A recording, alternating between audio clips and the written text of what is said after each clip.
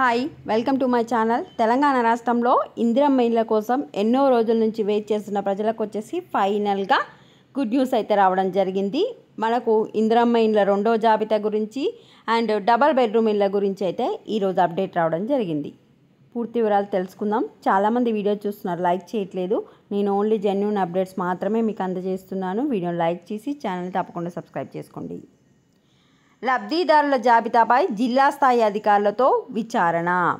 చూడండి, ఈ నెల 15వ తేదీ నుంచి అమలయ్యేలా 23 రోజుల కార్యాచరణ ప్రణాళికలను సిద్ధం చేసింది.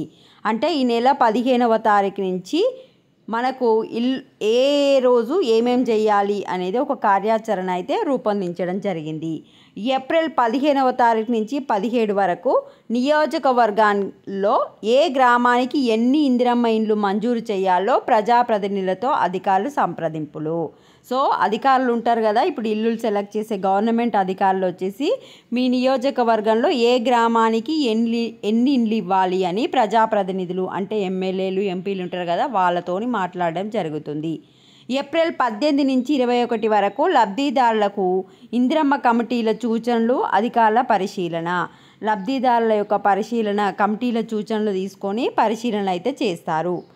ఏప్రిల్ 22 నుంచి 30 వరకు జిల్లా అధికారులతో సూపర్ చెక్ అంటే ఎవరెవరైతే లబ్ధిదారులను సెలెక్ట్ చేశారో అక్కడక్కడ ర్యాండమ్గా కొంతమందివి కరెక్టేనా లేదా అనేది సూపర్ చెక్ అయితే చేస్తారు. మే 1న పంచాయతీ కార్యాలయాలలో అర్హుల జాబితా ప్రదర్శన. మే 1వ తారీఖు నాడు మనకు ఎవరెవరికి ఇందిరమ్మ ఇండ్లు వచ్చిందనేది గ్రామ పంచాయతీలో, ఊర్లలో అయితే పంచాయతీలలో, సిటీలో అయితే మున్సిపాలిటీలలో అర్హుల జాబితా అయితే ప్రదర్శించడం జరుగుతుంది.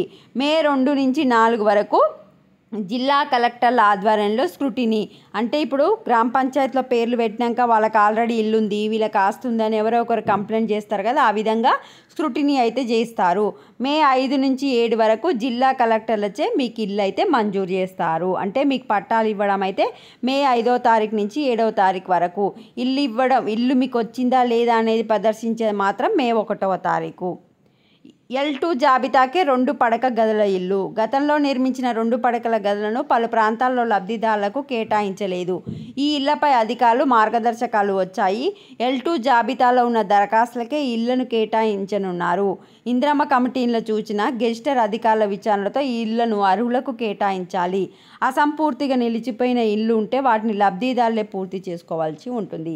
ఒకవేళ సగంగానే కంప్లీట్ అయిపోతే మిగతా సగం మీరే చేసుకోవాలని చెప్తుంది. L2 వాళ్ళకైతే డబల్ బెడ్రూమ్ ఇల్లు, రిమైనింగ్ వాళ్ళకైతే ఇందిరమ్మ ఇండ్లు అయితే ఇవ్వడం జరుగుతుంది.